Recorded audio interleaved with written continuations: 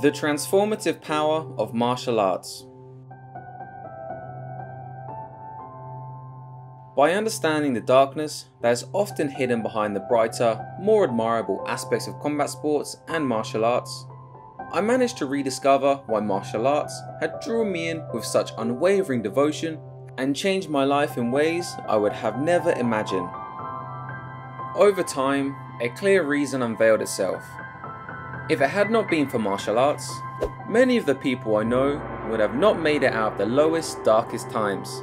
I would not have met many of the people I've come to love and care about deeply, nor would I have gotten the chance to connect with these individuals who hold a very special place in my heart.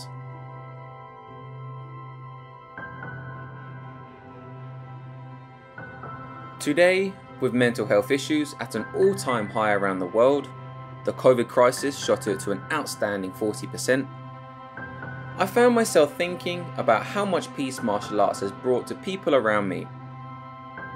For so many, martial arts made their struggles more tolerable. It's also taken so many people out of their darkest descents. If it had not been for martial arts, I would have no idea where I would be in life. And without question, many of my peers would say the same. It is, however, by no means a perfect antidote. World-class therapists are in the best position to heal people. It is by combining martial arts training with therapeutic practices that a practitioner can be self-actualized. Devoid of the physical trauma that often comes alongside it, martial arts remains an undeniably powerful vehicle to move people towards their potential. For some, the consequences of them not fighting is much greater than their risk of injuries. Some warriors must fight, because for them, that may very well be the only means by which they can be fulfilled. The much needed light to counter the darkness, even if it means risking concussions. For so many, martial arts gives beauty and transcendental experiences. It certainly has been the case for me and many of my peers. Even during my study of psychology and philosophy, my experience in martial arts is what allows me to draw patterns and allows me to make sense of it. For this reason, a few chapters of this curriculum will address the parallels I have found between modern psychology and martial arts. I am by no means an expert on drawing this parallel, but I do have world-class mentors around me. Over time, this part of the curriculum will be adapted, as will the technical portions, and you will receive the versions of the curriculum. Is martial arts violent? I'm often asked what my logo means. The etymology of qing is made up of two words. Qing means youthful, and with it usually comes immaturity and lack of wisdom. Cheng means to war, to fight for, to contend, to struggle and to strive. When combined, qing itself can mean stillness, calm, quiet, peaceful and tranquil. That's what martial arts has meant for me. Through my struggles, it has been a vehicle for maturity and anti-fragility. It has helped me unleash more of my potential, and it continues to do so in ways I could never have imagined. Martial arts has brought me most of my treasured connections, and it continues to give me peace. By creating content in martial arts, I'm hoping that it does the same for you. Martial arts is transformative and beautiful. These same qualities fuel my desire and zeal to share it with the rest of the world.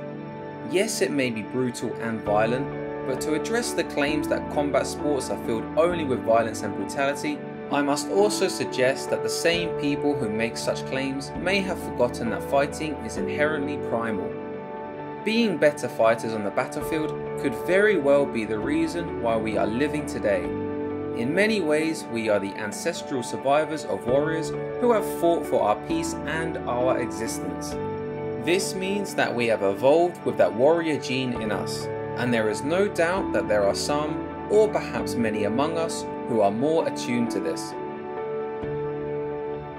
The best analogy I've heard about comes from a Brazilian Jiu-Jitsu professor, Steve, who you will learn more about later in this book. Martial artists are like field dogs, impossible to be domesticated. People with that strong warrior gene must at the very least play fight. A field dog must go out and exhaust their warrior energy and play fight out in the wild. They must exhaust their primal energy, and only then will they be at peace in the household they return to at night.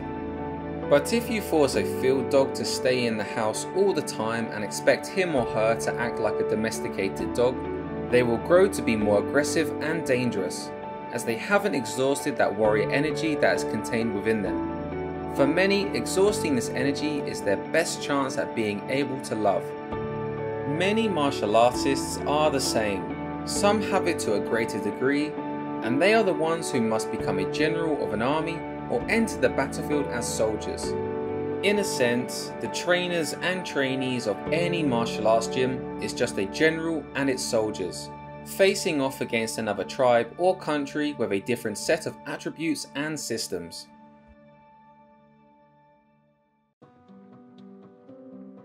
This play fighting, when led by the right people, has guided martial artists to change their life by finding their natural passion. It has led people away from downward spirals and into upward spirals, teaching them the meaning of grit. Most of the time, all it takes is an intense fascination upon first sight, allowing them to enter a natural state of flow upon initial practices. Some men are simply born fascinated by fighting. It is explained by a natural love for action movies and how some male babies are captivated by play fighting while majority of female babies tend to shy away naturally. There are countless stories of how people stumble upon martial arts by chance, and many would call it fate. In this sense, our warrior spirit is an inherent part of us, and by choosing to activate it, we become more alive. Repressing our innate capacity for violence and the need for an aggressive outlet could mean that it comes out in our daily lives in settings that are entirely inappropriate. Separating what is meant for the battlefield from the household is the key to being a successful martial artist and a human being. These are the things that I wish more people would know, and that I, until today, am still unable to articulate. I always knew there was a deep psychological element to martial arts and fighters who we have come to revere as legends. But I couldn't really put into words until I had actual exposure to a true warrior philosopher psychologist. That man is Dr. David Tian, of whom I am a huge fan. His grandfather was a great general of nationalist China who was defeated by the communist Chinese. And he was a university professor in Eastern philosophy and psychology. Think of him as a hybrid of Jordan Peterson, Mark Manson, and The Asian Hitch, the 2005 film starring Will Smith. A man with countless academic and business accolades. Today, he is the only dating coach that conducts studies with prestigious universities. I've learned more from him about psychology than I could ever hope for. Luckily, he's also a supporter of mine and a martial artist. So we've developed a friendship since our first collaboration. He wrote the script and I filled in the footage to match it. Some say it's the favourite video they've ever seen on my channel so far. One of the biggest misconceptions about martial arts is that it's just about fighting or violence. Yes, it teaches you how to fight and defend yourself when physically attacked. And yes, it's been heavily commercialized lately in this age of cage fighting, which can be highly entertaining, but can also hide the true essence of martial arts. You see, self-defense and fighting are only the surface level of what martial arts are really about. Like with the tip of an iceberg, most people don't see the depth and core beneath the surface. For most of its 5,000-year history, mastering the martial arts involved a lifelong journey of continuous self-improvement, mentally, physically, emotionally, even spiritually. Through the practice of martial arts, we can develop authentic confidence, perseverance, fortitude, courage, tenacity, persistence, discipline, but also what often is forgotten in the modern age: integrity, humility, honor, respect, kindness, and even compassion.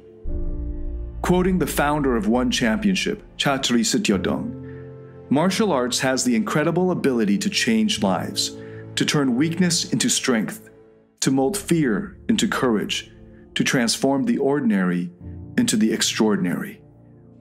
Above all, martial arts unlock, unleash, and strengthen a powerful masculine archetype in all of us who practice it, the unbreakable warrior spirit, to conquer adversity and rise above it even stronger than before. It is that anti-fragile part of us. Now, when I say unbreakable, I don't mean perfect. No one is perfect, thankfully, because real beauty in life can only come from those touches of imperfection on an otherwise clean canvas. The warrior in us isn't about being perfect. Like Sly says, it's not about how hard you hit. It's about how hard you can get hit and keep moving forward. It's about getting up after the fall. It's about learning from the mistakes and failures, regrouping and taking another shot. It's even about the power of forgiveness. Above all, to forgive yourself when you tried your best but still failed. It takes fortitude to forgive. Only the cowardly cannot forgive. A great lesson from martial arts is that when we hold and carry negative energy in our hearts, minds, or bodies, we become burdened by toxicity and poison.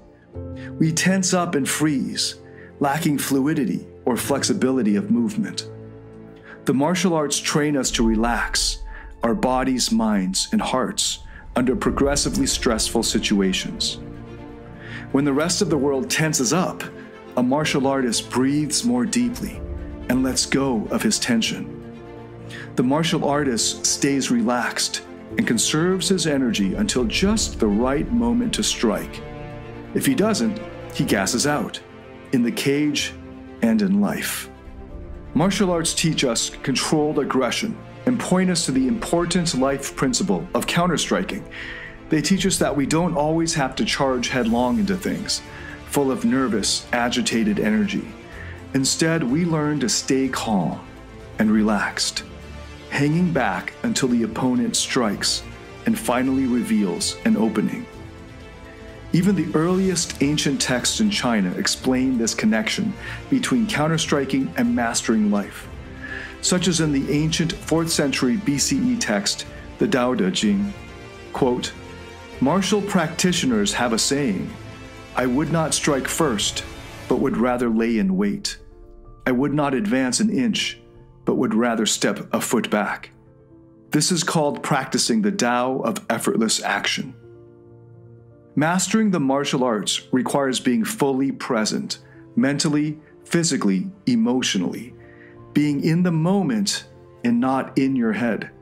They instill in us, in a profound and powerful way, the delicate balance of training in the dojo and then emptying the mind of all that, enabling flow in the present moment, in the heat of battle, whether it's with your opponent or with the challenges life throws at you. Out of all sports, it's in martial arts where this warrior energy is most fully embodied, getting the closest to the literal and physical fight for survival and reproduction we all evolved for. You see, this indomitable warrior spirit, what the best martial arts instill in us, this warrior energy, is in fact a part inside all of us that has been passed down from generation to generation over hundreds of thousands of years. This warrior archetype in you is positive masculine energy. This warrior archetype exists inside you. The warrior part of you is about action and strength. The warrior is looking to do something using this power. Is there a part inside you that is a warrior, that can make anything happen? A warrior inside of you that takes action. A warrior that makes no excuses. A warrior that produces results. A warrior that will not come back without taking the objective. Is there a part of you like that? In talking about the warrior, we are talking about recovering the energy, the strength, the determination, and the commitment to truth that were stifled in our youth. When we reclaim our warrior energy, we unlock and unleash this ability to transform our lives and the world with it.